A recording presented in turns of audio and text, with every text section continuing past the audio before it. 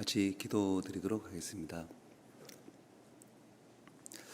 저희를 사랑하시는 거룩하시고 자비로우신 우리 하나님 아버지, 참으로 감사를 드립니다.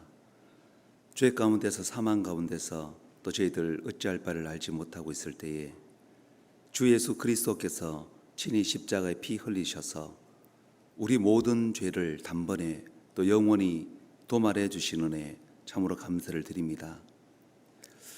우리를 구원해 주신 것뿐만 아니라 주님의 몸된 교회 가운데서 또 거룩한 지체로 함께 교제할 수 있도록 도와주신 것, 참으로 감사를 드립니다.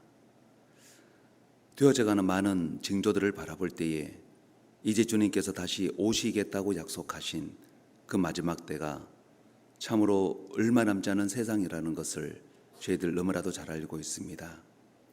이 마지막 시대를 살아가는 저희들 하나님 앞에 더욱 깨어 근신하며 하나님의 일을 온전히 행할 수 있도록 도와주시고, 특별히 땅끝까지 복음을 전가하라는 그 사명을 우리가 더욱더 잘 감당할 수 있도록 하나님께서 역사하여 주시기를 간절히 원합니다. 이 일을 위해서 또 저희들 하계 수양회를 위하여 한 마음으로 기도하고 있습니다. 수양회를 통해서 하나님의 놀라운 사랑과 풍성하신 은혜를 마음껏 경험할 수 있도록 도와주시고, 또 그 수양의 장소가 힘껏 전도하는 장소가 되어질 수 있도록 주님 더욱 도와주시기를 원합니다. 뿐만 아니라 수양회를 통해서 더욱 믿음과 신앙과 또 주님 앞에 또 바르게 살아갈 수 있는 용기를 허락하여 주시고, 또 함께 봉사하고 함께 교제하고 또 함께 전도하는 그 가운데서 기쁨을 함께 누릴 수 있도록 주님 더욱 도와주시기를 원합니다. 이 마지막 시대에 공주교회를 통해서 주님께서 계획하시고 작정하신 모든 선하신 뜻이 온전히 다 이루어질 수 있도록 주님 더욱 도와주시고, 특별히 가정마다 주님께서 더욱 영육간에 은혜로 함께 해주시기를 간절히 원합니다. 특별히 병중에 있는 사람들 속히 건강을 회복해 주셔서 남은 모든 삶이 더욱 하나님을 기쁘시게 하는 귀한 삶으로 살아갈 수 있도록 도와주시고, 또 여러 가지 일들로 인해서 근심 가운데 시험 가운데 있는 지체들도 하나님의 능력의 말씀을 통해서 그 심령 붙들어 주시기를 간절히 원합니다. 특별히 오늘 고개 숙인 우리 모든 형제 자매님들 그 심령 가운데 참으로 하나님 앞에 바라고 원하는 부분들도 있습니다.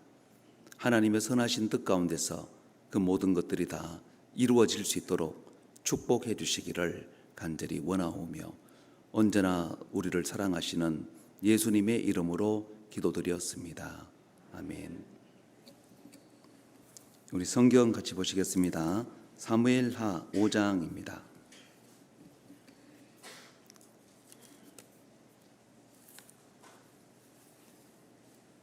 사무엘하 5장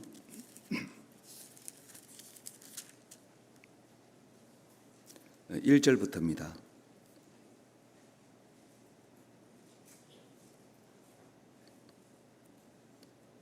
(1절부터) 12절까지인데요. 제가 한 절 읽고 우리 형제 자매님들 한 절 읽고 우리 마지막 절 같이 읽겠습니다. 이스라엘 모든 지파가 헤브론에 이르러 다윗에게 나와 말하여 가로되, 보소서, 우리는 왕의 고족이니이다.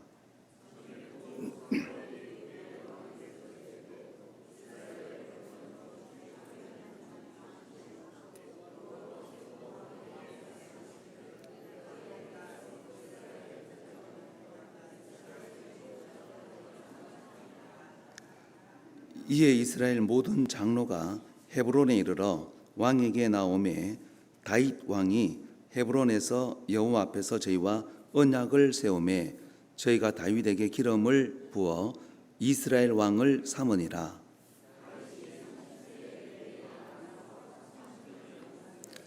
헤브론에서 7년 6개월 동안 유다를 다스렸고, 예루살렘에서 33년 동안 온 이스라엘과 유다를 다스렸더라.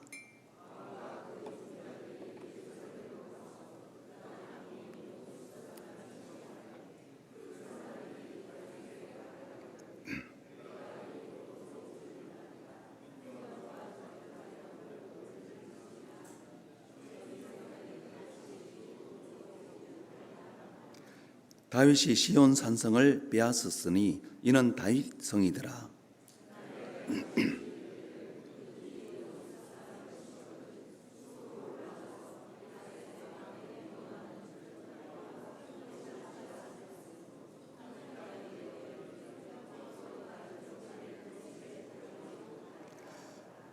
다윗이 그 산성에 가하여 다윗성이라 이름하고 밀로에서부터 안으로 성을 둘러싸으니라.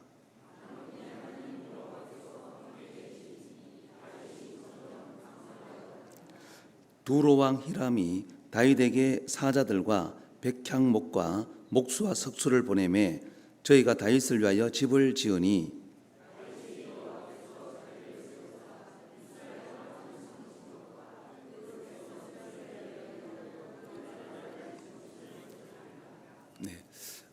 안녕하세요.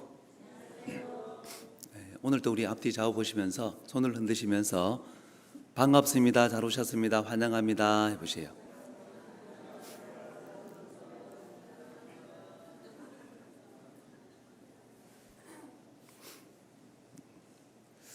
오늘 사무엘하 5장을 통해서 잠깐 좀 몇 가지를 생각해 보도록 하겠습니다. 사무엘하 5장은 우리가 이제 성경을 읽는 가운데서 굉장히 중요한 장이라고 할 수 있습니다.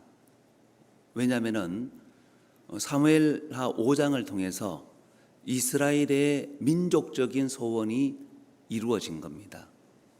우리 신앙생활 가운데서도 개인적으로 또는 가정적으로, 구역적으로, 교회적으로 기도하고 있는 부분들이 있지 않습니까? 근데 이제 사무엘하 5장을 통해서 이스라엘의 민족적인 소원, 민족적인 소원이 뭐냐면은 블레셋입니다. 사실은 이스라엘 백성들이 왜 왕을 구하게 되었냐면은 블레셋이 하도 이제 못 살게 구니까 결국은 육신적으로 왕을 구하게 되는 계기가 됐던 거죠. 근데 이제 오늘 사무엘하 5장 다윗의 어떤 삶을 통해서 그 민족적인 소원이 완전히 이루어진 거죠. 이때부터 블레셋은 다시는 이스라엘을 괴롭힐 수 없는 존재로 떨어져 버렸습니다. 지금까지도. 그래서 사무엘하 5장은 그럼 도대체 다윗이 어떠한 삶을 살았길래 그런 민족적인 소원이 이루어졌을까 굉장히 궁금하지 않습니까? 오늘 사무엘하 5장이 이제 그런 부분입니다. 성경에서 이 사무엘하 5장은 굉장히 중요한 장이다라고 할 수 있습니다. 여기 보면은 먼저 3절을 한번 보시겠습니다. 3절 이 이스라엘 모든 장로가 헤브론에 이르러 왕에게 나오매 다윗 왕이 헤브론에서 여호와 앞에서 저희와 언약을 세우매 저희가 다윗에게 기름을 부어 이스라엘 왕을 삼으니라. 다윗에게 기름을 부었다고 되어 있죠. 잘 아시는 것처럼 여기가 첫 번째 기름 부음을 받은 것이 아닙니다. 우리 그 사무엘상에 보면은 하나님께서 사울을 이제 패하시고 잠정적으로 누구를 세웁니까? 다윗을 세웁니다. 그래서 선지자 사무엘을 통해서 다윗에게 기름을 붓는 이제 그 장면이 나오죠. 그때 그 유명한 말씀 있잖아요. 왜냐하면은 다윗의 부친 그 이새가 첫 번째 아들부터 시작해서 크고 장대한 사람부터 쭉 이렇게 지나가게 했더니 사무엘의 마음이 너무 좋은 거예요. 야, 저 사람 보니까 왕의 제목이다. 야, 왕노릇하기에는 더할 나위 없이 충분하겠다. 이런 마음을 가졌을 때 하나님께서 사람은 외모를 보거니와 나 여호와는 중심을 보느니라. 이제 그 유명한 말씀을 하셨지 않습니까? 그리고서는 다윗에게 기름을 붓습니다. 첫 번째 기름 부음이죠. 그리고 이제 사무엘라 들어와서 두 번째 기름 부음이 있습니다. 유다 한 지파가 다윗에게 나와서 우리에게 왕이 되어 달라고 그렇게 요구를 합니다. 그래서 유다 지파 장로들이 나와서 다윗에게 기름을 붓죠. 두 번째입니다. 오늘 사무엘하 5장에서는 사실상 세 번째입니다. 기름 부음을 세 번째 받는 모습이 기록되어 있죠. 자, 기름 부음을 받는다라고 하는 것은 세 가지 의미가 있습니다. 선지자, 제사장, 그리고 마지막으로 왕으로 세움을 받을 때에 기름 부음을 받게 됩니다. 다윗은 왕으로 부르심을 입었던 사람이죠. 왕으로. 근데 어찌해서 기름 부음을 세 번씩이나 받습니까? 한 번이면 족할 것인데. 우리가 여기서 한 가지 받아야 될 교훈이 있다는 겁니다. 기름 부음을 한 번 받아도 충분하지만 하나님은 그 처음 이새의 집에서 기름 부음을 받았을 때 만족하지 않고 거기서 잘 하나님께서 명령하신 대로 잘 생활을 하고 순종을 하니까 하나님께서 한 지파를 불러서 또 기름 부음을 받죠. 또 거기서도 하나님 앞에서 잘 생활하니까 이제는 이스라엘 모든 지파가 나와서 다윗에게 기름을 붓는 겁니다. 근데 여기 이런 말씀이 있잖아. 2절에 보니까 전일 곧 사울이 우리의 왕이 되었을 때에도 이스라엘을 거느려 출입하게 한 자는 왕이시었고 여호와께서도 왕에게 말씀하시기를 내가 내 백성 이스라엘의 목자가 되며 이스라엘의 주권자가 되리라. 목자라는 얘기가 나옵니다. 목자는 누굽니까? 양을 잘 돌보는 거죠. 그 기름 부음을 받게 되고 자기 집안의 그 양들을 잘 돌보는 목자로서의 삶을 잘 살아가니까 하나님께서 한 지파를 맡긴 겁니다. 한 지파를 맡겨서 또 목자로서의 삶을 잘 살아가니까 하나님께서 아예 한 나라를 맡기시는 거죠. 처음부터 하나님께서 엄청나고 크고 중요한 것을 맡기는 게 아닙니다. 작은 것부터 맡기는 거예요. 그리고 거기에 순종하고 잘하면은 더 큰 것을 맡기는 겁니다. 좀 더 큰 것을 맡기는 거죠.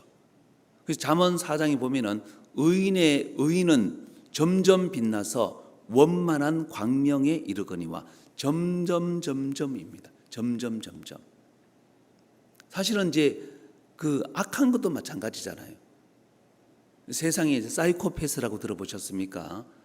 아무 감정 없이 사람을 죽이는 사람들 사이코패스라 그러잖아요.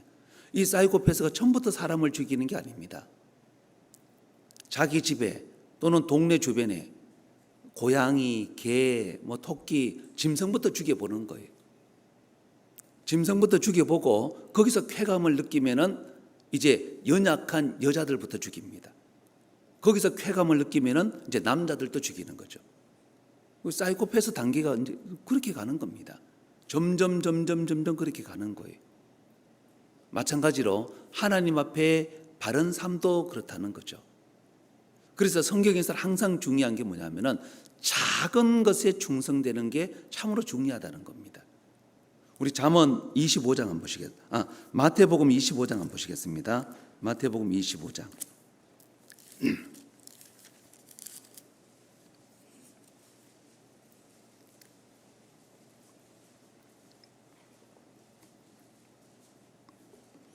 마태복음 25장 21절.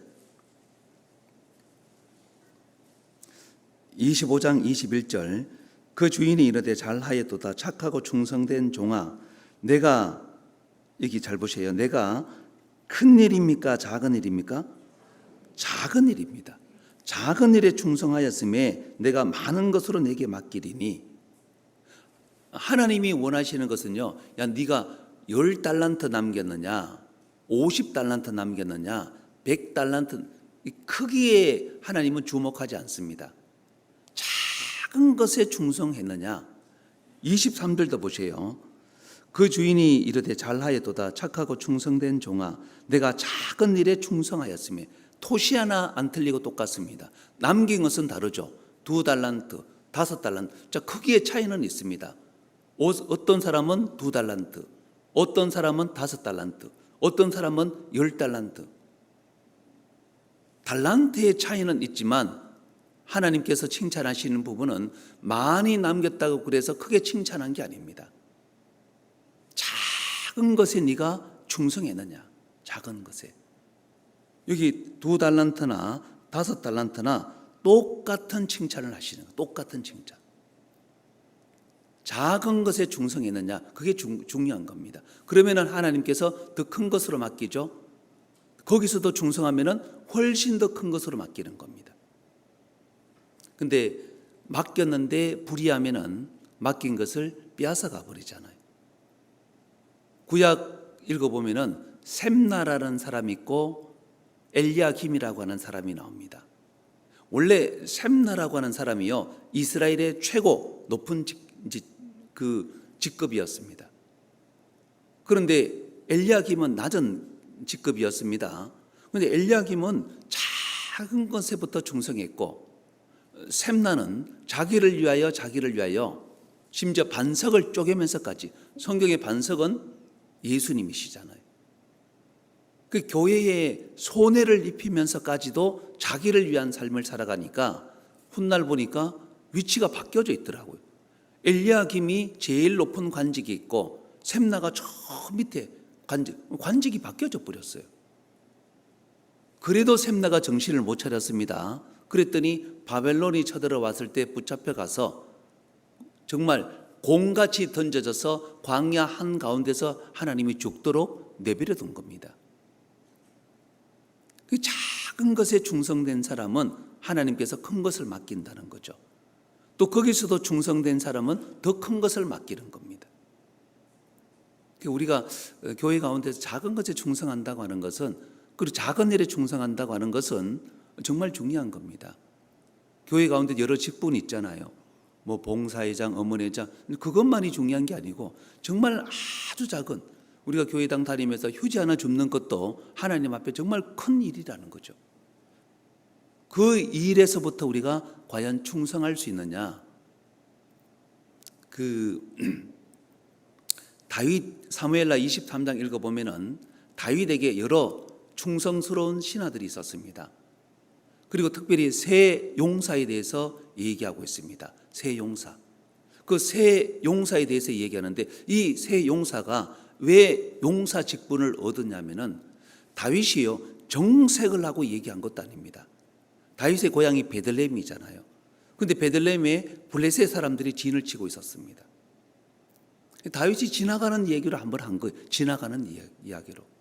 그걸 뭐 해달라는 것도 아니고 지나가는 이야기로, 야, 내 고향 그 베들레헴에 가보면은 우물이 있는데 그 시원한 우물물 한번 마셨으면은 참으로 좋겠다. 그 지나가는 얘기. 근데 이 세 사람이요, 그 이야기를 듣고 적진 한 가운데로 뚫고 지나가는 거예요. 뭐 요즘처럼 뭐 이렇게 뭐 총이 아니잖아요. 적진을 뚫으려면은 칼을 들고 가서 계속 백병전을 벌이면서 들어가는 겁니다. 세 명이. 그리고 그 우물물을 떴어요. 그리고 세 용사가 빠져나와서 그걸 다윗에게 드리는 겁니다. 다윗이 깜짝 놀란 거죠. 그래서 그것을 자기가 마신 것이 아니라 성소에 하나님께 드리는 겁니다.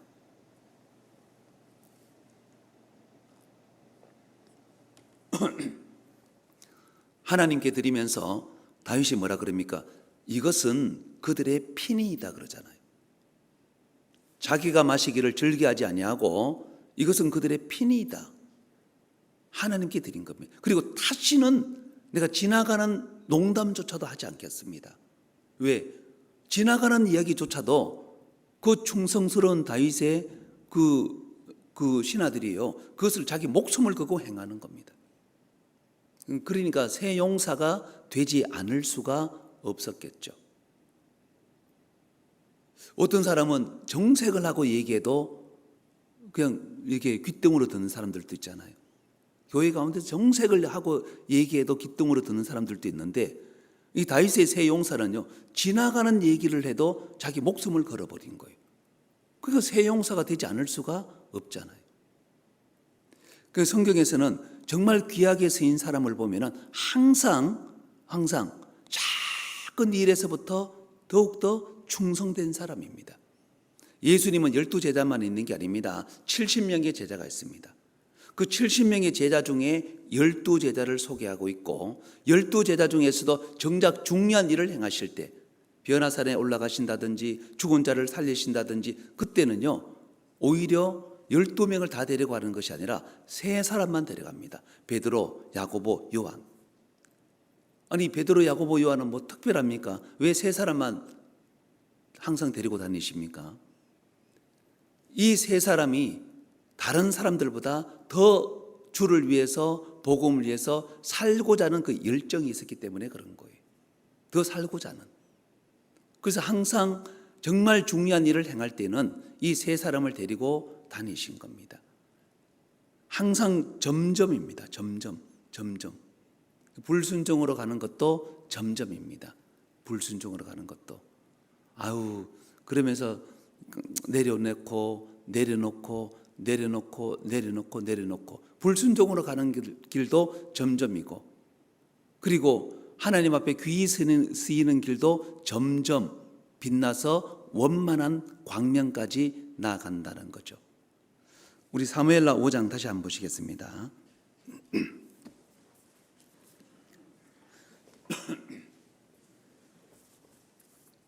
사무엘하 5장 6절입니다. 6절. 왕과 그 종자들이 예루살렘으로 가서 그 땅 거민 여부수 사람을 치려하매 그 사람들이 다윗에게 말하여 가로되 내가 이리로 들어오지 못하리라. 소경과 절뚝발이라도 너를 물리치리라 하니 저희 생각에는 다윗이 이리로 들어오지 못하리라 함이나. 10절. 우리 10절 같이 한번 읽겠습니다. 시작.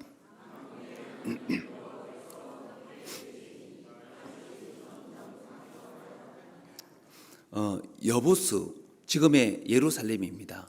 여부수. 이 여부수 사람들이요, 다윗의 산성, 지금은 이제 시온산 또는 다윗 산성이라 그러고 예루살렘이라 부르죠. 원래는 거기는 누가 살았냐면은 여부수 사람들이 살았습니다. 지금도 그곳에 가보면은 높은 언덕 위에 위치하고 있습니다. 이 사람들이 뭐라 그럽니까? 다윗이 치러 오는 것을 보고, 야, 우리가 소경이라도 너를 막을 수 있다. 우리가 절뚝발이라도 너를 막을 수 있다. 자, 이런 자신감이 어디서 나오는 겁니까? 여부수 산성이에요. 난공불락의 성입니다. 요새 중에 요새고 천혜의 요새라고 할 수 있습니다. 어쩌면 공주도 지금 그런 지형이죠. 공주도. 지금은 이제 뭐 이게 대전에서부터 이게 다리가 착 이게 나져 있으니까 쉽게 들어오지만, 제가 공주라는 그 공자를 보세요. 이 요새라는 뜻입니다. 요새. 저 마티 터널입니까? 거기서부터 산을 넘어와야 돼요. 그 산 정상에서 지키고 있으면 쉽게 못 올라오잖아요. 설령 거기를 넘어왔다 할지라도 또 금강을 지나야 됩니다. 금강을 지나면은 또 성벽을 기울러 와야 됩니다. 이 공주 자체가 요새입니다. 요새. 그래서 어쩌면 서울에서 밀려난, 백제가 서울에서 밀려난 이후에 첫 번째 도시로 수도로 삼은 게 어쩌면 공주일 수도 있습니다. 요새 중에 요새거든요. 근데 여부수는 이보다 훨씬 더한 요새입니다. 난공불락의 성이에요. 그러니까 그런 자신감이 있죠. 야, 우리가 절뚝발이라도, 우리가 소경이라도 너희들 얼마든지 막을 수 있다. 근데 그런 자신감을 비췄는데 다윗이요, 너무나도 쉽게 그 산성을 빼앗아 버린 겁니다. 왜냐하면은 다윗이 작전을 잘 짰고, 다윗이 전략이 좋았고, 좋은 무기가 있었고, 좋은 어떤 부하들이 있어서 그런 게 아닙니다. 딱 한 가지입니다. 10절 다시 보세요. 만군의 하나님 여호와께서 함께 계시니. 누가 함께 계신다고요? 만군의 하나님 여호와께서 함께 계시니. 인생에 있어서 제일 중요한 게 바로 이것입니다. 수많은 사람들이 자기의 스펙을 준비하고 막 준비하잖아요. 아무리 준비해도 하나님이 결제하지 않으면은, 하나님이 인정하지 않으면은 그거 안 되는 겁니다. 사람이 아무리 노력을 하고 준비를 해도요, 하나님이 최종 사인을 해주시지 않으면은 어린 반푼어치도 없습니다. 하나님이 함께 해주셔야 되는 거예요. 제가 항상 자주 드리는 말씀이 뭡니까? 세상에 머리 좋은 사람 많습니다. 아무리 머리 좋아도 부지런한 사람 못 따라갑니다. 아무리 부지런해도 운 좋은 사람 못 따라갑니다. 아무리 운 좋아도 하나님이 무조건 편드는 인생 절대로 못 따라갑니다. 하나님이 무조건 편든다는데 어쩔 겁니까? 하나님이 도와주시겠다는데. 이 세상에서 하나님이 함께 하시는 사람보다 더 무서운 사람은 없습니다. 하나님이 함께 하시는 사람. 우리 성경에 그런 사람 여러 사람 보잖아요. 우리 사무엘상 3장을 한번 보시겠습니다. 사무엘상 3장 3장 19절입니다.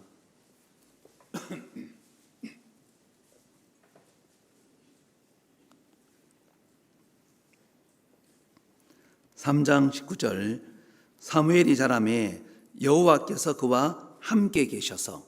자, 사무엘에게는 누가 함께 계십니까? 하나님이 함께 계시죠. 여호와께서 함께 계십니다. 자, 그랬더니 전쟁이 일어났습니다. 사무엘상 7장.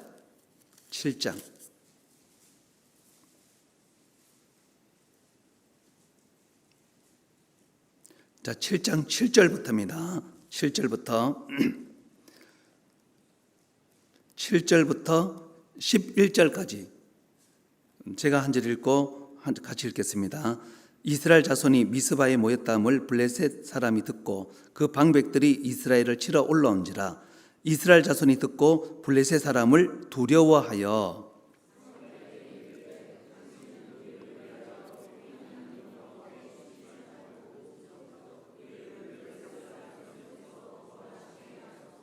'사무엘이 젖먹는 어린 양을 취하여 온전한 번제를 여호와께 드리고 이스라엘을 위하여 여호와께 부르짖음에 여호와께서 응답하셨더라.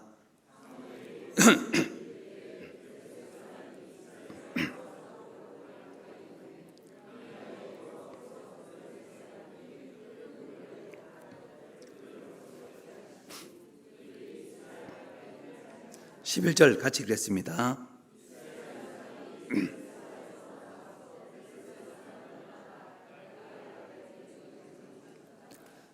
이스라엘 사람들이 미스바에 다 모였습니다. 자, 미스바에 모인 이유는요, 전쟁을 하기 위해서 모인 것이 아니라는 거죠. 그냥 이제 여러분들처럼 하나님 앞에 나와서 말씀을 듣고 그리고 하나님의 뜻을 알기 위해서 그냥 좋은 마음으로 미스바에 모인 겁니다. 하나님의 말씀을 듣기 위해서 모였을 때 그 당시 무기도 없었지만 무기를 들고 오는 사람은 아무도 없을 겁니다. 여러분들 오늘 교회 이렇게 이제 주일날 오실 때 가방 속에 도끼 들고 오고 그러신 분 계실까요? 아마 아무도 안 계실 겁니다. 누가 말씀 들으러오는데 도끼를 갖고 오고 식칼을 들고 오고 그렇게 하겠습니까?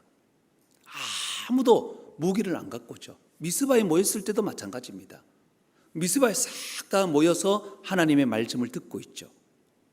그런데 이제 그 소식이 블레셋 사람들에게 들어간 겁니다. 블레셋 사람이 가만 들어보니까, 야, 요놈들 요거 한두 놈 이거 잡으려면 힘든데 싹 모여있다 그러니까 한꺼번에 그냥 싹쓸이 한번 해버리자 싶어서 기습 공격을 한 거예요. 기습 공격. 그리고 거기는 평지입니다. 평지. 아니, 평지니까 도망갈 데도 없죠. 블레셋 사람들이 기습 공격하면은 이거는 우왕좌왕하다가 다 죽을 수밖에 없잖아요. 그런데 갑자기 사무엘이 번제를 드린 겁니다. 번제를 드리니까 이 블레셋 사람들이요, 손에 이제 칼을 들고 창을 들고 그리고 이제 막 그 벌판 한복판으로 막 달려와 가지고요, 이스라엘 사람들에게 막 죽이려고 막 달려듭니다. 달려드는데 놀라운 일이 벌어진 거예요. 갑자기 하늘이 어두컴컴해지더니 천둥이 시작하는 겁니다. 번개가 치기 시작하는 거예요. 번개가 꽝 하면서 번개가 내리꽂히는 거예요. 여러분들 들판에 번개 치는 날에 식칼 들고 한번 있어 보세요. 식칼 들고 한번 있어 보세요. 그러면은 좀 알 겁니다. 어떻게 될 것 같습니까? 창을 들고 칼을 들고 자, 이스라엘 사람들 때려 죽여라 그러고 확 막 달려오는데 갑자기 하늘이 어두컴컴해지더니 번개가 꽝 치면은 20명 나자빠지는 거예요. 100명 나자빠지는 겁니다. 그게 계속 번개가 치면은 칼 들고 있을 수 있을까요, 없을까요? 다 버려야 됩니다. 다 버리고 걸어만 날 살려라 그러고 딱 도망갑니다. 도망가니까 기가 막히게 하늘이 싹 갭니다. 구름 한 점 없어요.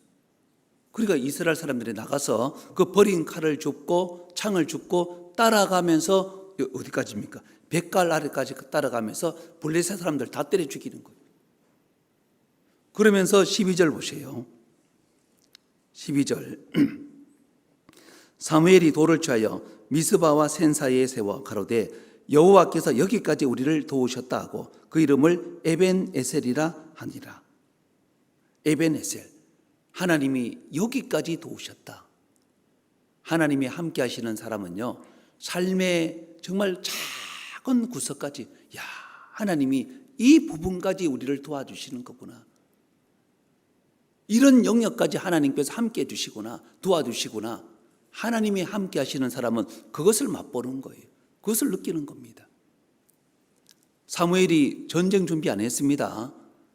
사무엘이요, 뭐 장군도 아니고 전쟁의 지략가도 아닙니다. 사무엘은 딱 한 가지, 하나님의 말씀에 초점을 맞췄어요. 그리고 사무엘에게는 하나님이 함께 하신 겁니다. 하나님이 함께 하시니까 블레셋 대군이 쳐들어와도 어떻습니까?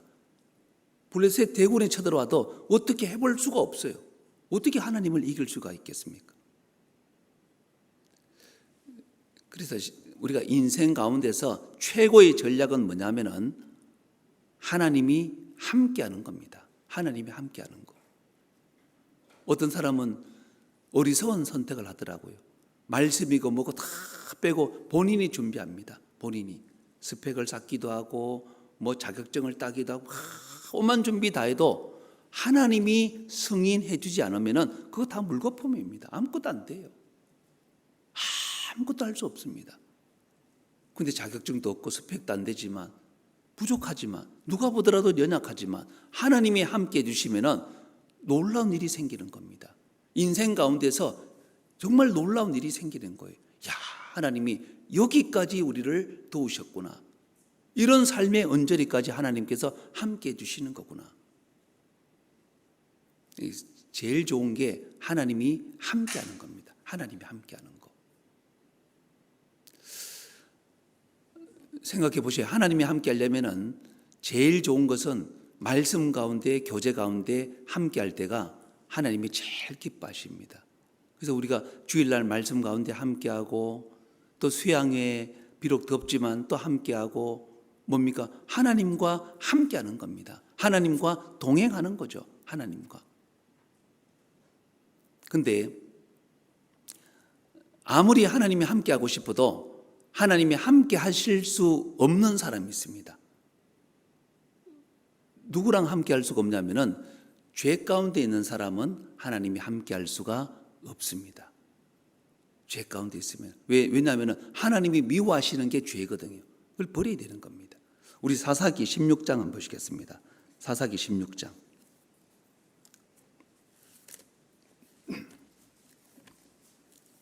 사사기 16장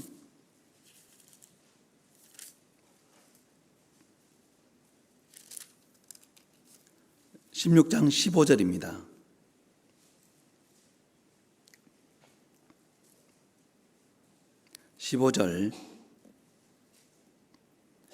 들릴라가 삼손에게 이르되 당신의 마음이 내게 있지 아니하면서 당신이 어찌 나를 사랑한다 하느뇨. 당신이 3번 나를 희롱하고 당신의 큰 힘이 무엇으로 말미암아 있는 것을 내게 말하지 아니하였도다며 날마다 그 말로 그를 재촉하여 조름에 삼손의 마음이 번뇌하여 죽을 지경이라. 그리고 21절입니다. 20절입니다. 20절. 들릴라가 가로되 삼손이여 블레셋 사람이 당신에게 미쳤느니라니.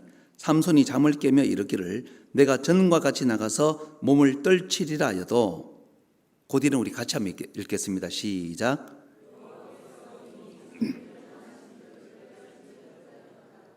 블레셋 사람이 그를 잡아 그 눈을 빼고 끌고 가사에 내려가 놋줄로 매고 그로 옥중에서 맷돌을 돌리게 하였더라.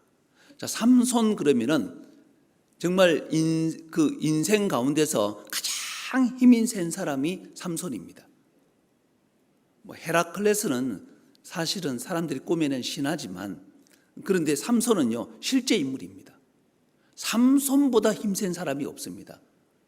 앞에 쭉 삼손의 기사를 읽어보면요, 이 사람이 술을 막 잔뜩 먹고도, 잔뜩 새벽에 이런 자기 집 문짝을 뜯는 게 아니고 성문 문짝을 뜯어버립니다. 성문. 여러분들 어디 이렇게 가보면, 관광지 같은 데 가보면 성문 문짝이 있잖아요. 문짝. 그거 맨손으로 못 뜯습니다. 그래서 삼손은요 맨손으로 뜯어버립니다. 뜯을 뿐만 아니라 그걸 짊어져요. 새벽에 그걸 짊어지고 한 60km를 걸어갑니다. 짊어지고. 술이 잔뜩 취한 상태에서. 그리고 산 꼭대기까지 올라갑니다. 힘이 도대체 얼마나 센 사람입니까, 이 사람은?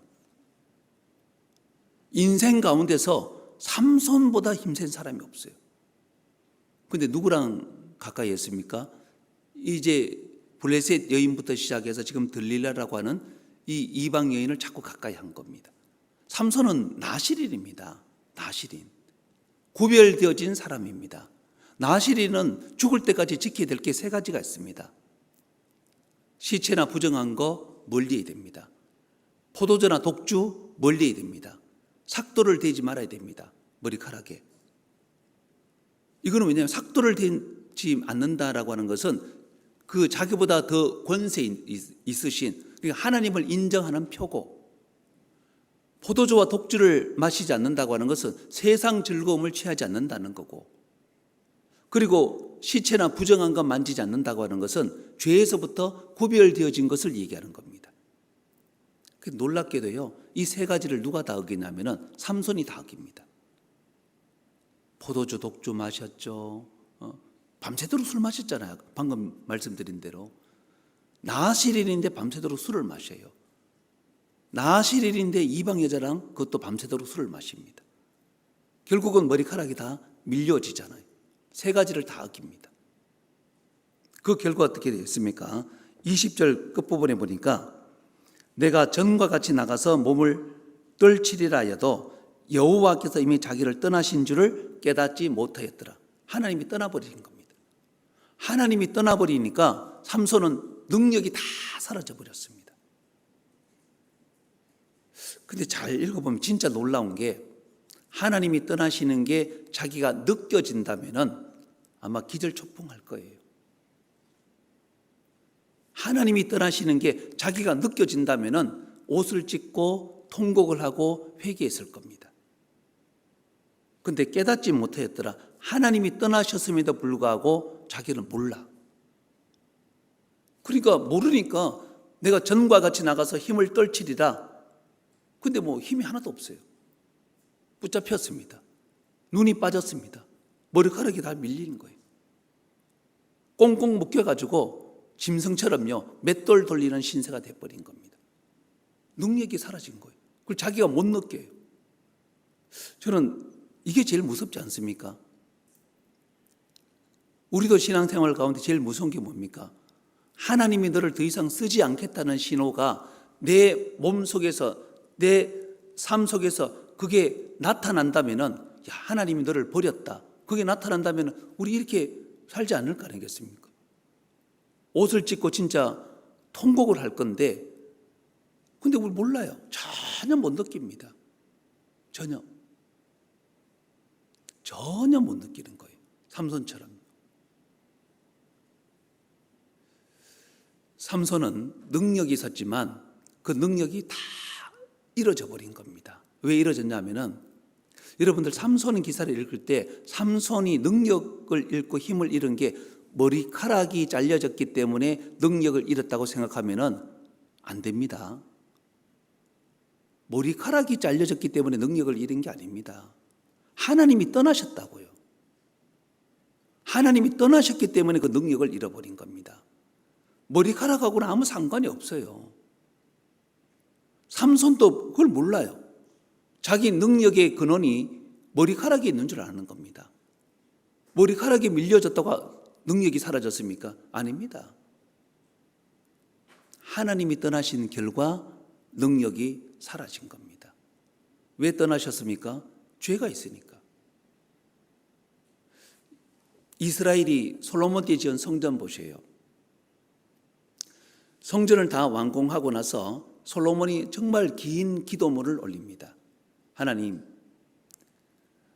이 하나님이 우주 만물을 창조하신 분인데 사람 손으로 지은 전에 계시지 않는다는 걸 잘 알고 있습니다. 그러나 이거 하나님의 이름을 위하여 완공했습니다. 그래서 기도합니다. 하나님, 적군이 왔을 때에 이 성전에 와서 기도하면은 하나님 들어주십시오. 하나님 좋다, 내가 들어주겠다. 농사가 안 될 때에 이 성전에 와서 기도하면은 들어주십시오. 그 좋다, 내가 들어주겠다. 하나님이 솔로몬이 구하는 거 다 들어주겠다고 약속하셨어요. 그래서 그걸 성전이라 그러잖아요. 거룩한 전. 그런데 그 성전이 더 이상 성전이 아니었죠. 그 성전에 죄가 가득했던 겁니다. 에스겔 8장부터 읽어보면은 성전에 죄가 얼마나 많은지 몰라요. 성전에 죄가 너무 많으니까 하나님이 떠나실 수밖에 없는 겁니다. 하나님이 떠나시는 결과 성전이 어떻게 됐습니까? 바벨론이 와서 정말 돌 위에 돌 하나 남기지 아니하고 다 무너뜨려 버린 거죠. 훗날 에스라, 느헤미야, 스룹바벨 이런 사람들이 와가지고 말씀을 독려하고 그리고 성전 완공했죠. 너무나도 초라했습니다. 너무나도 초라했고 훗날 헤롯이라는 사람이 그 성전을 증축을 했습니다. 사람들을 보기에는 엄청납니다. 왜 금붙이를 갖다 붙여놨으니까. 근데 예수님이 뭐라 그랬습니까? 너희가 이 성전을 헐라 내가 사흘 만에 다시 일으키리라. 사람들이 예수님을 비난했죠. 야, 이 성전 46년 동안 지었는데 네가 무슨 수로 사흘 만에 짓겠느냐. 예수님은 성전된 자기 육신을 가리켜 말씀하셨다고. 그 눈에 보이는 성전은 더 이상 성전이 아닙니다. 왜냐하면 거기는 온갖 죄와 더러움이 난무했던 거죠. 온갖 죄가 더러움이 예수님 보셨을 때 더 이상 성전이 아닌 겁니다. 그래서 이 성전을 헐라 내가 사흘 만에 다시 일으키겠다고. 죄가 있으면 떠나실 수밖에 없습니다. 능력이 다 사라집니다. 우리 디모데후서 3장 한번 보시겠습니다. 디모데후서 3장입니다.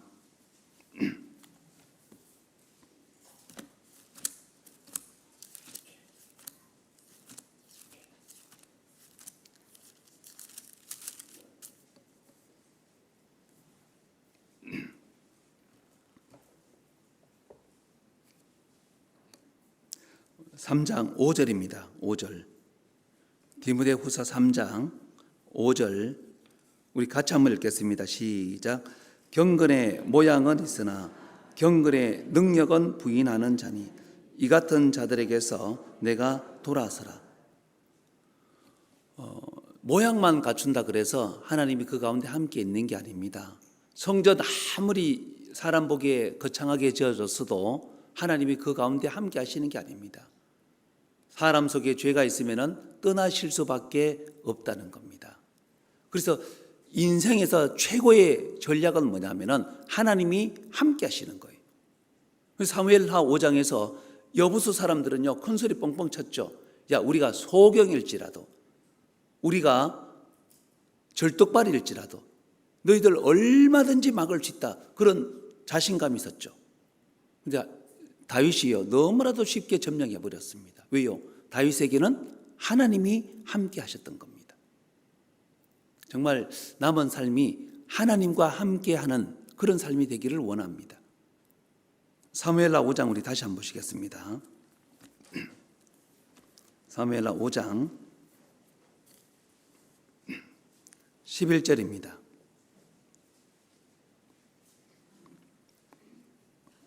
11절.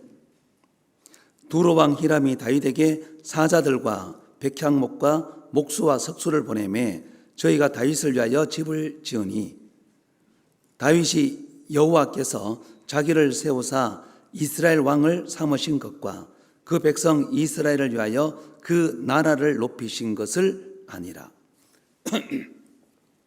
승리 이후에 늘 조심해야 될 것이 한 가지가 뭐냐면은 영광을 하나님께 돌리는 것이 그게 정말 필요합니다. 내 잘남으로 어떤 내 노력으로 그 결과물을 만지는 것이 아니라는 거죠. 여기 시온 산성을요 다윗이 너무나도 쉽게 뺏어버리니까 주변 나라에서 난리가 난 거예요. 야, 다윗이 저 사람 누구길래 저렇게 난공불락의 성을 쉽게 점령했냐? 그럼 서로가 다윗에게 잘 보이려고 조공물을 바치기 시작하는 거예요. 그 대표적인 사람이 두로 왕 히람입니다. 목수를 보내줘, 석수를 보내줘, 백향목을 보내줘. 그래서 다윗에게 집을 지어주죠. 엄청난 것을 막 했습니다. 근데 다윗을 잘 보세요. 12절에 보니까 다윗은 확실히 알았습니다. 이것이 내 잘남에서 온 것이 아니라는 것을. 그래서 다윗이 여호와께서 자기를 세우사 이스라엘 왕을 삼으신 것과 하나님이 그렇게 하셨다는 것을 다윗이 고백하는 거죠. 내가 전쟁에서 이겨도 많은 노획물을 내가 붙잡아도 이거 내 결과물이 아니다. 하나님이 함께 해주셨기 때문에 그렇다. 하나님이 도와주셨기 때문에 그렇다. 하나님이 은혜를 베푸셨기 때문에 그렇다. 이 인식은 정말 중요한 겁니다. 우리 삶 속에도 그러잖아요. 좀 이게 자랑하고 싶은 것들이 있겠죠. 야, 나는 누구보다도 다른 사람들보다도 내가 돈을 많이 벌어. 나는 다른 사람들보다 지식이 많이 있어. 나는 다른 사람들보다 이렇게 지위가 높아. 나는 다른 사람들보다도 자녀를 잘 양육해. 우리가 자칫하면요, 그게 자기의 노력이나 자기의 결과물로 만지작거리면서 자랑할 수가 있습니다. 아닙니다. 하나님이 그렇게 해주신 거예요. 하나님이 도와주신 겁니다. 건강한 것도요, 그거 자기 자랑할 게 아닙니다. 건강하지 못한 사람 운동 좀 해, 운동. 나는 운동하니까 건강하지만 너는 운동 안 하니까 이렇게 맨날 그런 거야. 그 자기 건강한 게 운동의 노력이라고 착각하는 수가 있습니다. 아닙니다. 운동 아무리 해도요, 오늘 밤에 하나님이 데려가시면 그날 끝인 거예요. 제가 벌써 20년도 더 됐습니다. 어떤 분이요, 헬스 해가지고 그분의 팔뚝이 제 허벅지보다 더 굵어요. 팔뚝이. 그 제가 이렇게 만지니까 와, 뭐 엄청나더라고요. 그러면서 그분도 이제 제 팔뚝을 만지더니 운동 좀 하세요 그러더라고요. 그게 20년도 더 됐습니다. 아주 건강했습니다. 젊었고요. 그런데 얼마 있다가 안 보이더라고요. 물어봤습니다. 요즘 그분 왜 안 보이냐 그러니까 돌아가셨대요. 왜요? 그러니까 급성 간염으로. 저는 그러고도 지금 20년 살고 있는데 그분 돌아가셨어요. 돌아가신 겁니다.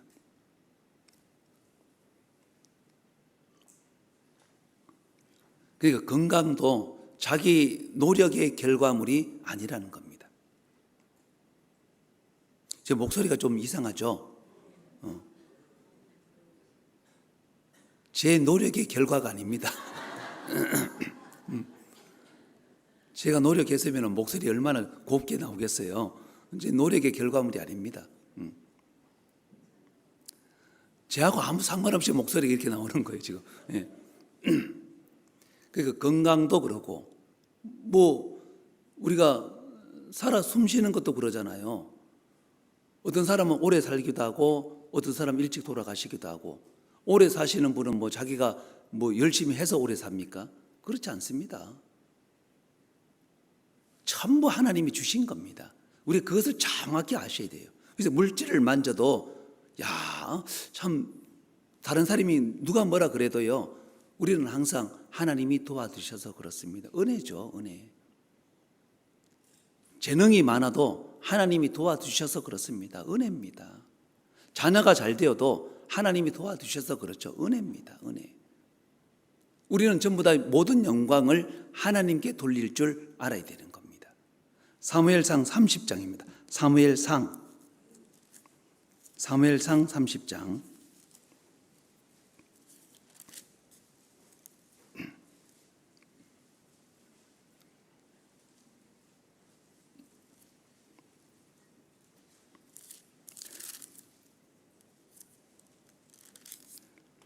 사무엘상 30장 17절부터 20절까지인데 우리 같이 한번 읽겠습니다. 시작. 새벽부터 이튿날 저물 때까지 그들을 치매 약대 타고 도망한 소년 400명 외에는 피한 사람이 없었더라. 다윗이 아말렉 사람에 취하였던 모든 것을 도로 찾고 그 두 아내를 구원하였고 그들의 탈취하였던 것 곧 무리의 자녀들이나 빼앗겼던 것의 대소를 물러나고 아무것도 잃은 것이 없이 다윗이 도로 찾아왔고 또 양떼와 소떼를 다 탈취하였더니 무리가 그 가축 앞에 몰고 가며 가로되 이는 다윗의 탈취한 것이라 하였더라. 무리는 이는 다 다윗의 탈취한 것이더라. 다윗을 막 높입니다. 다윗을. 그런데 다윗은 뭐라고 그럽니까? 그 뒤 23절 보세요. 23절. 다윗이 가로되 나의 형제들아 여호와께서 우리를 보호하시고 우리를 치러 온 그 군대를 우리 손에 붙이셨은즉 그가 우리에게 주신 것을 너희가 이같이 못하리라. 정작 다윗은 뭐라고 얘기하냐면은 하나님이 우리에게 붙여주셨다는 거죠. 하나님이. 사람들은 다 이렇게 얘기합니다. 다윗의 탈취물이다. 다윗은 뭐라고 그럽니까? 하나님이 주신 것이다.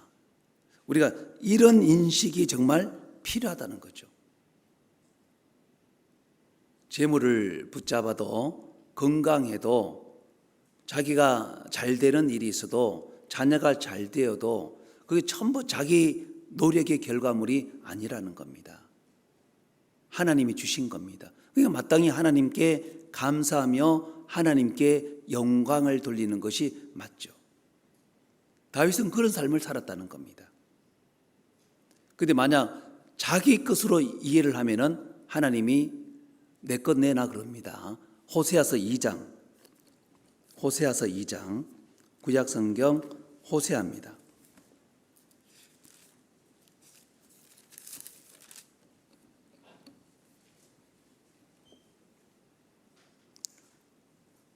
(2장 5절입니다)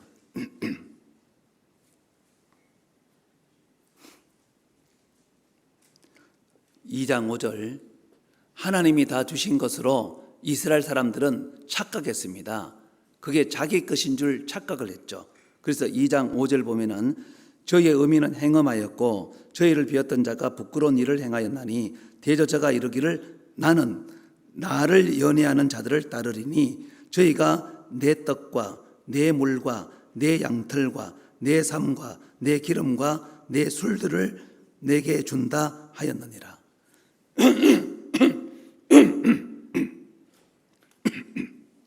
전부 자기 것입니다. 이스라엘 사람들은 전부 다 자기 것이라고 생각을 한 거예요. 그런데 하나님이 그 밑에 보세요. 8절. 곡식과 새 포도주와 기름은 내가 저에게 준 것이요 저희가 바알을 위하여 쓴 은과 금도 내가 저에게 다하여 준 것이오늘 저가 알지 못하도다. 그러므로 그 시절에 내가 내 곡식을 도로 찾으며 그 시기에 내가 내 새 포도주를 도로 찾으며 또 저희 벌거벗은 몸을 가리울 내 양털과 내 삶을 빼앗으리라.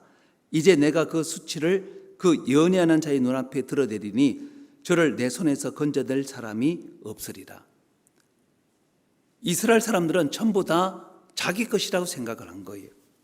그래서 내 떡, 내 물, 내 양털, 내 삶, 내 기름, 내 술 전부 다 자기 것입니다. 그런데 하나님이 아니다, 그건 내 것이다. 내가 너에게 더하여 준 것인데 내 것 내놔.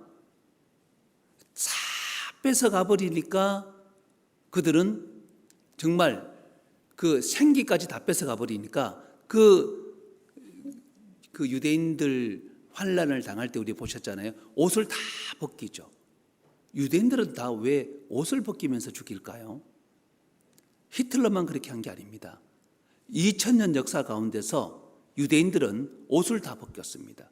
왜 옷을 벗겼냐면은 유대인을 알려면요, 표식이 뭐냐면은 지금은 남자들이 다 포경 수술 받지만 고대 사회만 하더라도 그 이방인들은 포경 수술 안 받잖아요. 할례, 포경 수술 받는 민족은 유대인들밖에 없습니다. 그러면 유대인들 알려면요, 바지를 벗겨봐야 되는 거예요. 바지 벗겨서 할례를 받았으면은 유대인인 겁니다. 그러면은 그와 그 가족이 전부 다 불태워 죽인다든지 목매어 달아서 죽인다든지 돌로 쳐 죽인다든지 다 그렇게 죽이는 거예요. 중세기 십자군 원정이 벌어졌을 때도 마찬가지입니다. 십자군 기사들이 마을마다 부락마다 다니면서 유대인들을 색출합니다. 예수를 죽인 악마의 자식이다 그래서. 그거 어떻게 색출합니까? 옷을 벗겨보는 거예요. 의심 가는 사람 옷을 싹 벗기는 겁니다. 그러면 할례를 받았죠? 유대인입니다. 속한 사람 다 죽여버립니다. 옷을 다 벗기면서 죽였어요. 항상 히틀러만 그렇게 한 게 아닙니다. 왜 옷을 벗겼을까요? 네가 걸치고 있는 이 옷마저도 네가 네 돈 주고 산 것이 아니라 내가 너에게 준 것이라는 거죠. 네가 오늘 생기를 갖고 있는 이 생기마저도 하나님이 주신 것이라는 거예요. 하도 자기 것이라 그러니까 아니다, 그거 네 것인 줄 착각하고 있는데 내가 너에게 준 것이다. 내 거 내놔. 다 뺏어가 버린 거예요. 그 결과 어떻습니까? 완전히 그 유대인 그 환난사 보면은 그 타담한 그 흙덩어리 얼마나 비참합니까? 그거 하나 남겨놓고 하나님이 다 뺏어가 버렸잖아요. 몽땅 다 뺏어가 버린 겁니다. 항상 우리가 나에게 무엇이 있든지 간에 그게 하나님이 주신 것이라는 것을 인식해야 됩니다. 하나님이 주신 겁니다. 내 잘남으로 그것을 만진다고 생각하면 안 됩니다. 내 잘남으로 그것을 붙들고 있다고 생각하면 안 됩니다.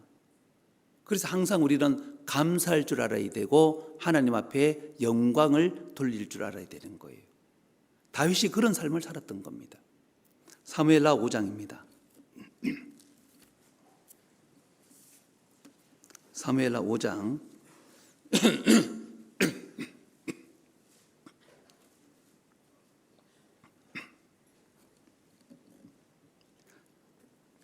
5장 17절입니다. 17절.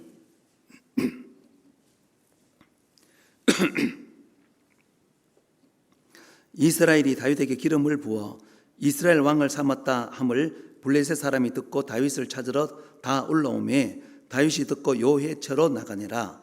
블레셋 사람이 이미 이르러 르바임 골짜기에 편만한지라.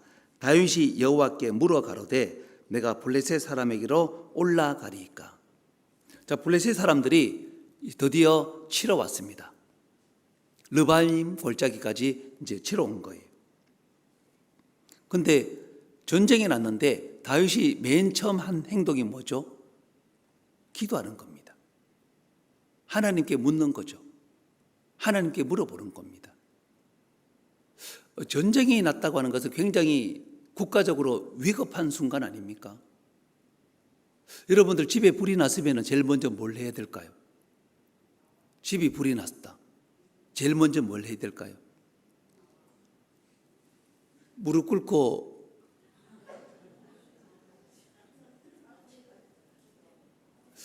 근데 사실은 가만 생각해보면 전쟁 났으면 당연히 막으러 가야지 뭘 기도를 해요. 어떻게 생각하면 너무 당연한 건데 그런데 다윗은 너무 당연한 것을 기도 못한다는 거죠. 너무 당연한 건데. 너무 당연한 건데. 근데 그게 참 우리가 신앙생활에서 잘 안 되는 부분들이 그런 부분들이 있잖아요. 너무 당연한 건데 당연한 것은 당연한 것으로 생각하고 넘어갈 때가 참 많잖아요. 당연한 건데. 근데 다윗은 너무 당연한 건데 기도 못한다는 거죠. 전쟁이 났으면은 아니 전쟁이 나서 지금 적군이 쳐들어오고 있는데 뭘 기도해요. 빨리 막으러 가야지. 근데 기도 못한다는 거죠. 우리도 진짜 너무 당연한 일에서부터 기도부터 하는 것이 사실은 습관이 되는 게 필요합니다. 근데 왜 기도를 하냐면은 당연히 첫째는 하나님이 도와주실 것에 대한 어떤 응답을 요구하는 거고, 두 번째는 어떻게 하든지 하나님의 뜻대로 살겠다는 몸부림입니다. 어떻게 하든지 하나님 뜻대로 남은 삶을 살아가겠다. 그 몸부림이라는 거죠. 그런 사람은 기도 못합니다. 약을 먹어도요, 밥을 먹을 때도, 우리가 어떤 치료를 받을 때도, 공부를 할 때도, 무엇을 하든지 간에 먼저 기도부터 하는 것이 사실은 필요합니다. 우리가 두 손 모으고 무릎 꿇고 그게 아니라 우리가 걸어가면서도 기도할 수 있잖아요. 운전을 하면서도 기도할 수 있고, 어떤 목적지에 도착하기 전에도 우리가 기도할 수도 있고, 얼마든지 우리가 기도할 수 있습니다. 형제 자매들을 보면서도 기도할 수도 있고, 얼마든지 기도할 수 있잖아요. 기도한다고 하는 것은 그 응답에 대한 어떤 그 요구뿐만 아니라 어떻게 하든지 하나님의 뜻대로 살겠다는 그 몸부림이 그 속에 담겨져 있다는 거죠. 어떻게 하든지. 근데 세상은 그렇지 않습니다. 세상은요, 어떻게 하든지 우리가 자꾸 타락하기를, 그리고 세상은 우리가 하나님하고 상관없이 살기를. 그래서 가만 보면 그러잖아요. 이 블레셋이 다윗이 왕이 되었다 그러니까 막 쳐들어오는 것처럼 세상도 그렇습니다. 세상도 나도 한번 주님의 뜻대로 한번 살아보겠다 결심하면은 세상이 가만 내버려 두는 게 아닙니다. 가만 내버려 두는 것이 아니라 어떻게 하든지 방해합니다. 어떻게 하든지 그렇게 못 살게 합니다. 예전에 어떤 분이요, 맨날 저녁에 10시에 마치고 일이 그래요. 일이 10시에 마치고 그렇게 하니까 신앙생활을 제대로 잘 못합니다. 신앙생활 하기가 어려워요. 또 주일날 때도 또 예식 손님 오고 막 이렇게 하니까 주일날에도 교회 오기도 쉽지가 않아요. 그 주일날에도 교회 잘 못 와. 평일날에도 교회 잘 못 와. 수요일날에는 거의 못 와. 그러니까 1년에, 한 달에 교회 오는 숫자가 많으면 3번이고 2번이고 거의 잘 못 봅니다. 근데 제가 그분을 만나서 신앙생활 좀 어떻습니까? 그러니까 그분이 저한테 뭐라고 얘기하냐면 목사님 힘들어요 그러더라고. 근데 제가 말이 이만큼 올라오더라고요. 무슨 말이냐면 뭘 했다고 힘들어요. 뭘 했다고. 한 달에 겨우 교회 그것도 다 마칠 쯤에 한 2번 이렇게 얼굴 비추는 걸 그거 가지고 힘들다 그러면은, 그래서 제가 이제 뭘 했다고 힘듭니까? 말이 이만큼 올라오는 걸 제가 참았습니다. 참고 얘기를 들어봤습니다.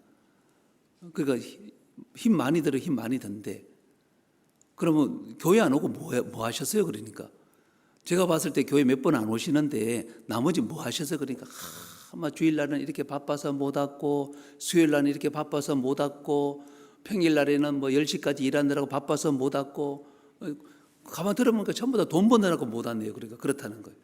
그게 또 물어봤습니다. 그럼 빌딩 몇 개 샀어요? 물어봤어요. 돈 많이 모았겠네요. 그러니까 여전히 빚을 져 있고 돈을 하나도 못 모았대. 이제 또 물어봤습니다. 그러면 왜 이렇게 사냐고. 돈도 못 모으고 신앙생활을 신앙생활대로 못하고 왜 이리 사냐고. 그러니까 그분이 또 물어요. 그럼 이렇게 안 살고 어떻게 사니? 제가 그 자매님한테 그랬습니다. 자매님 이제 50이 다 돼가는데 여자 나이 50 다 돼가면은 제일 벌써 좋은 시기를 지금 넘어가고 있다. 앞으로 시간 지나봐라. 기력은 더 떨어지고 총기는 더 없어지고 힘은 더 없어지고, 여자 나이 제일 좋을 때 이렇게 정신없이 살아도 돈도 못 모으고 신앙생활도 제대로 못했다면 앞으로 생각해봐라. 얼마를 더 산들 자매님 세상적으로도 잘 되고 신앙생활 잘할 것 같으냐? 내가 봐서는 불가능하다. 제일 좋은 시기에 이렇게 수십 년간 해도 안 됐는데 남은 생활 그게 정말 자매님 잘 된다고 생각하느냐? 가만히 있더라고요. 그럼 어떻게 사냐? 그리고 어떻게 사는 게 중요한 게 아니고 자매님 먼저 그의 나라와 의를 구하라는 그 말씀처럼 먼저 신앙생활부터 제대로 해봐라고. 세상은 어차피 안 되는 거다. 가만 생각 이래 망하나 저래 망하나 열심히 해도 안 되면은 이거는 하나님이 안 도와주시면은 방법이 없지 않냐고. 그렇다는 거예요. 그럼 신앙생활부터 제대로 한번 해봐라. 그랬더니 기도 한번 해보겠다 그러더라고. 기도 한번 해보세요. 그래서 주일날 왔습니다. 근데 이제 그렇게 한번 해보겠다 그러더라고. 그래서 주일날은 1절 문을 탁 닫기로 했고 주일날은 세상 누가 오더라도 문을 닫기로 했고 그리고 평일날에도 6시 되면 문을 탁 닫기로 굳게 마음을 먹었습니다. 저랑 약속을 했어요. 그리고 이제 월요일날 다음날 여러분들 생각 어떻습니까? 마귀가 세상이 6시 문 딱 닫도록 가만 둘 것 같아요? 어떨 것 같아요? 마귀가 야, 너 하나님 뜻대로 살기로 해서 그래 잘 살아봐. 나 한번 격려해 줄게. 이럴 것 같습니까? 절대로 그렇지 않습니다. 5시 58분, 59분 되면요. 갑자기 없던 손님을요. 확 밀어넣습니다. 문 닫기 한 5분 전에요. 손님들이 얼마나 미어 들어오는지 몰라. 그거 받으면은 6시 문 못 닫죠, 당연히. 그러면은 사람이 계산이 되잖아요. 야, 저 손님 한 사람당 얼만데 계산이 되잖아요. 눈물을 머금고 보냈습니다. 이제 6시 문 닫아야 되니까 안 된다고 다 보냈어요. 그럼 여러분들 생각에는 마귀가 한 번 하고 말 것 같아요? 계속 할 것 같아요? 계속 합니다. 다음 날도 계속 합니다. 계속. 지금 보세요. 다윗이 이스라엘의 왕이 되었다 그러니까 그 전까지만 하더라도 가만히 있다가 왕이 되었다 그러니까 난리가 난 거예요. 블레셋이 막 공격하고 난리가 난 거예요. 실제로 그렇습니다. 여러분들도 그렇습니다. 세상하고 짝짝꿍 되어서 살아가 보세요. 마귀 가만히 내버려둡니다. 세상에도 죄 짓고 짝짝하고 살아가면요 마귀가요 그런 사람 일절 안 건드립니다. 핍박도 없어요. 누가 핍박을 하겠어요? 학교 가서 회사 가서 식사 기도도 못하는 사람 있잖아요. 식판 들고 와가지고 밥 타가지고 내릴 때 눈 감았다가 올리면서 눈 딱 감고 기도 시간에 채 0.5초도 안 되는 그런 사람에게 믿는다는 것 때문에 무슨 문제가 생기겠습니까? 회사 다니면 회식 자리에 가서 사장님 소주 따라주면 소주 다 마시고 맥주 따라주면 맥주 다 마시고 그런 사람에게 누가 핍박이 있겠냐고요. 교회 갈 때 성경책 제대로 못 들고 신문지 똘똘똘똘 싸가지고 검은 비닐 속에 집어넣어가지고 이렇게 교회 오는 사람 누가 핍박이 있겠냐고요. 그런 사람 핍박 안 합니다. 근데 누구에게 핍박이 있냐면은 한번 살아보겠다. 그래 좋다. 나 오늘부터 술 한번 끊어보고 담배 한번 끊어보고 진짜 내가 교제 안 빠지고 성경 내가 제대로 읽고 한번 살아보겠다. 그러면은 그 시로부터 핍박이 있습니다. 주변에서 가족, 친지, 세상 계속 집요하게. 다윗이 이스라엘의 왕이 되니까 얼마나 지금 이 블레셋이요 난리가 난 거야. 난리가. 다윗을 죽이려고요. 그때 성도가 할 수 있는 최대의 무기는 하나님 앞에 기도입니다. 다윗이 기도하잖아요. 하나님 어떡합니까? 어떡합니까? 하나님께서 나가라는 겁니다. 하나님께서. 그래서 하나님의 응답을 받고 나가보니 하나님이 벌써 다 처리해 놓은 거예요. 하나님이 다 처리한 겁니다. 블레셋이요 1차 공격 때는 힘 한 번 제대로 못 쓰고 물러나 버린 거예요. 하나님이 다 처리해 버린 거예요. 제가 청년 때 저보다 불과 몇 달 뒤에 구원받은 한 형제가 있어요. 그 형제가 집안의 4대 독자입니다. 제사가 얼마나 많은지 몰라. 집안에 제사가 너무너무 많아요. 근데 굉장히 구원받고 즐겁게 지내다가 추석이 다가올 쯤이 되니까 얼굴빛이 어둡기 시작했습니다. 너무 안 좋아요. 밥도 제대로 잘 못 먹을 정도로. 왜 그러느냐? 그러니까 이제 얘기를 하는 겁니다. 형제님 어떡할까요? 뭐 어떡하냐 그러니까. 뭐 때문에 그러냐 그러니까. 이제 명절 때 집에 가면은 제사를 지내야 되는데 왜요? 그러니까 자기가 4대 독자래. 그래서 자기가요 제사 안 지내면 집안이 난리가 난다는 거예요. 그 자기가 그 뭡니까 그 쓰는 거 뭐라 그러죠? 네? 뭐라고요? 지방. 그 하여튼 뭐 그 써야 되고 뭐 그러고 뭐 이렇게 술 받아서 뭐 이렇게 해가지고 뭐 해야 되고 뭐 이제 그걸 해야 된다는 거예요. 그거 안 하면 어떻게 되냐 그러니까 할아버지부터 아버지 그 난리가 난대. 그 안 가면 안 왔다고 또 난리가 난대. 그럼 어떡하냐 그러니까. 그래서 얘기 끝에 사람 일은 모릅니다. 형제님 그래도 기도하고 한번 가보세요. 기도하고 할아버지한테 사실은 제일 솔직한 게 제일 낫다고 기도하고 구원받았으니까 못 지내겠다고 솔직하게 얘기하라고 한 대 맞는 게 낫지. 그렇게 이제 계속 얘기했더니 하여튼 본인이 한 열흘 앞두고 막 진짜 흑빛이 됐더라고. 그러고 이제 추석 마치고 왔어요. 아주 해맑은 모습으로 왔더라고. 그리고 물어봤습니다. 형제님 어떻게 됐습니까? 그러니까 와 놀라운 일이 벌어졌다는 거예요. 왜요? 그러니까 그렇게 기도하고 할아버지께 무릎 꿇고 할아버지 나 교회 다닌다고 이거 뭐 하면 안 된다 그랬더니 할아버지가 그럼 너는 뒤에서 기도나 해라. 너무 의외의 대답을 해가지고 깜짝 놀랐다는 거예요. 이 성도가 할 수 있는 최대의 무기가 뭡니까? 기도입니다. 왜냐하면 하나님의 도우심을 이끌어내기 때문에 그렇습니다. 성도가 할 수 있는 게 이런 세상의 무자비한 공격 앞에 성도는 기도해야 되는 겁니다. 기도. 그리고 그 상황이 또 같잖아요. 사무엘하 5장 그 뒤에 또 보세요. 22절 5장 22절입니다. 5장 22절 블레셋 사람이 다시 올라와서 르바임 골짜기에 편만한지라 다윗이 여호와께 묻자. 자 보면 똑같은 대적 똑같은 장소잖아요. 똑같은 대적 똑같은 장소인데 다윗은 또 묻습니다. 이게 참 중요하잖아요.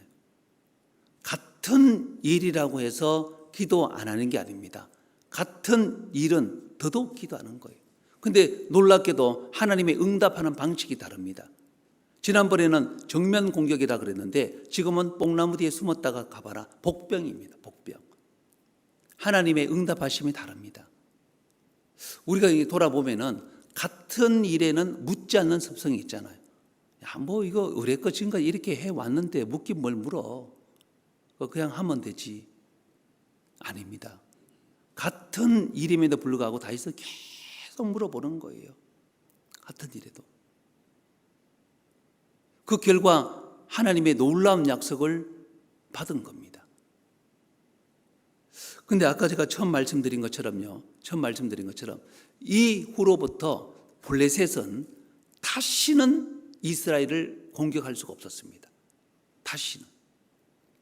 블레셋은 이름만 몇 번 등장하지 이제 블레셋은요 다시는 이스라엘을 공격할 그 모든 능력을 다 잃어버린 거예요. 왜? 다윗 때 완전히 박살나버린 거죠. 다윗은 어떤 삶을 살았습니까? 작은 것에서부터 순종할 줄 알았습니다. 그리고 다윗은 그 어떤 것보다도 하나님이 함께 하심, 그게 제일 중요하다는 것을 알았습니다. 뿐만 아니라 다윗은 모든 근거가 하나님께 있다는 것을 알았어요. 누가 뭐라 그래도 이는 다 다윗의 탈취물이더라 뭐라 어쩌고 그래도 다윗은 알았어요. 이거는 하나님이 주신 것이다. 그리고 결정적으로 다윗은 모든 일에 기도부터 했다는 겁니다. 그 네 가지가 다윗뿐만 아니라 이스라엘의 역사를 바꿔놓아 버린 겁니다. 우리 삶에도 마찬가지겠죠. 우리도 기도 제목이 있고 가정적으로 기도 제목이 있을 겁니다. 또 구역적으로 교회적으로도. 이 네 가지가 우리 모든 것을 틀림없이 바꿔놓을 겁니다. 하나님이 축복해 주시고 하나님이 응답해 주시는. 그래서 우리 남은 삶이 하나님 앞에 더욱더 풍성하고 그리고 복된 삶이 되어졌으면 참으로 좋겠습니다. 기도하시겠습니다. 저희를 사랑하시는 거룩하시고 자비로우신 우리 하나님 아버지 참으로 감사를 드립니다. 우리를 죄에서 구원해 주시고 하나님의 은혜 가운데서 또 남은 삶을 살게 해주신 것 참으로 감사를 드립니다. 구원받은 사람들 더욱 주님의 몸된 교회 가운데서 형제 자매님들과 연합하며 또 신앙생활 할 수 있도록 도와주시고 늘 말씀을 가까이 하는 그 가운데서 하나님을 더욱 기쁘시게 하는 귀한 삶으로 살아갈 수 있도록 도와주시기를 참으로 원합니다. 오늘도 함께 할 수 있도록 인도해 주신 것 참으로 감사드리며 언제나 우리를 사랑하시는 예수님의 이름으로 기도드렸습니다. 아멘.